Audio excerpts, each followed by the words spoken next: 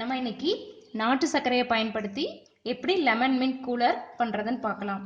அதுக்கு தேவையான பொருட்கள் பார்த்தீங்கன்னா, புதினா இலைகள் ஒரு 15-20 இலைகள் எடுத்திருக்கேன், இஞ்சி ஒரு சின்ன துண்டு, நாட்டு சர்க்கரை 1 கப், லெமன் ஒரு லெமனோட ஜூஸ் எடுத்து வச்சுருக்கேன், உப்பு ஒரு 1/4 டீஸ்பூன் அளவுக்கு நமக்கு தேவைப்படும், தண்ணி 2 கப் அளவுக்கு நான் தண்ணி எடுத்து வச்சுருக்கேன்.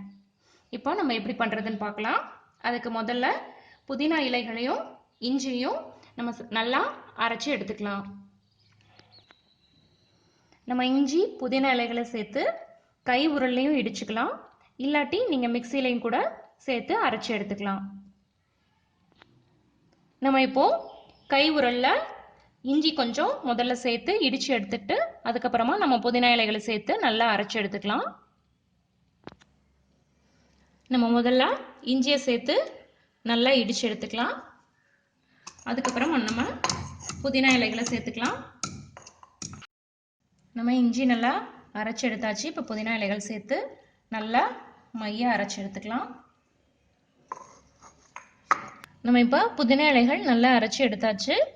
இப்போ சப்போஸ் நீங்கள் மிக்சியில் அரைக்கிறீங்க அப்படின்னா லெமன் சாறு, புதினா இலைகள், நாட்டு சர்க்கரை, உப்பு எல்லாத்தையும் ஒன்றா சேர்த்து நல்லா அரைச்சி எடுத்துட்டு அதுக்கப்புறம் நீங்கள் வடிகட்டி எடுத்துக்கலாம்.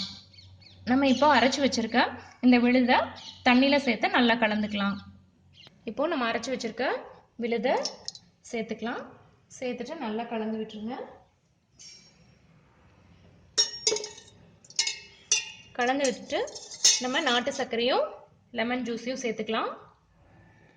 லெமன் ஜூஸ் சேர்த்துடலாம்.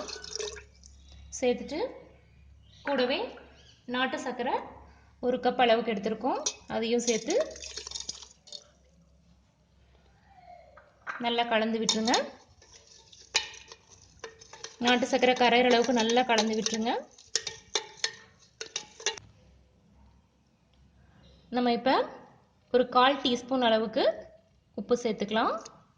உப்பு சேர்ந்துட்டு நல்லா கலந்து விட்டுருங்க. இப்போ ஜூஸ் ரெடி ஆயிடுச்சு. இதை உடனே குடிக்கணும்னு நினச்சிங்கன்னா ஐஸ் கியூப் சேர்த்து குடிக்கலாம், இல்லாட்டி ஒரு 1/2 மணி நேரம் ஃப்ரிட்ஜில் வச்சுருந்து அப்புறமா எடுத்து குடிக்கலாம்.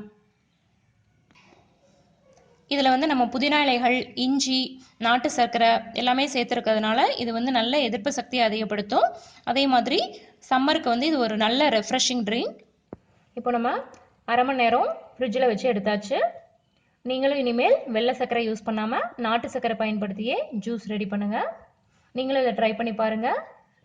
வீடியோ பிடிச்சிருந்தா லைக் பண்ணுங்கள், உங்கள் ஃப்ரெண்ட்ஸுக்கு ஷேர் பண்ணுங்கள், மறக்காமல் நம்ம சேனலை சப்ஸ்கிரைப் பண்ணுங்கள், கூடவே பக்கத்தில் இருக்கிற பெல் பட்டனையும் ப்ரெஸ் பண்ணுங்கள்.